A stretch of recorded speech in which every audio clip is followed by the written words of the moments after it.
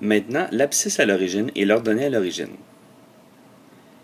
L'abscisse à l'origine ou les zéros, ce sont des valeurs de la variable indépendante pour laquelle la variable dépendante est nulle.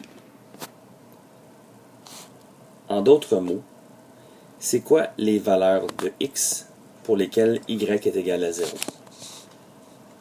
Une autre façon de le voir, à quel endroit la fonction croise l'axe des x?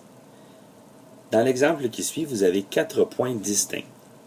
Donc, pour donner notre réponse, on utilise un ensemble de valeurs entre accolades et on nomme les valeurs en question. Il s'agit tout d'abord de moins 12, moins 6, 2 et finalement 6. Les 4 zéros ou les abscisses à l'origine de la fonction.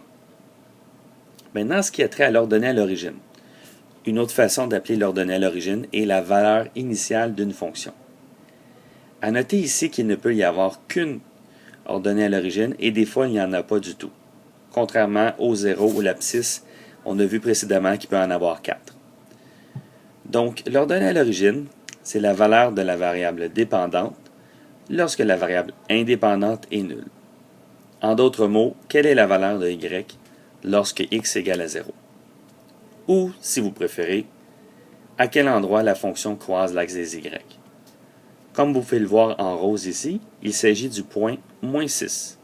Notre réponse est donc moins 6.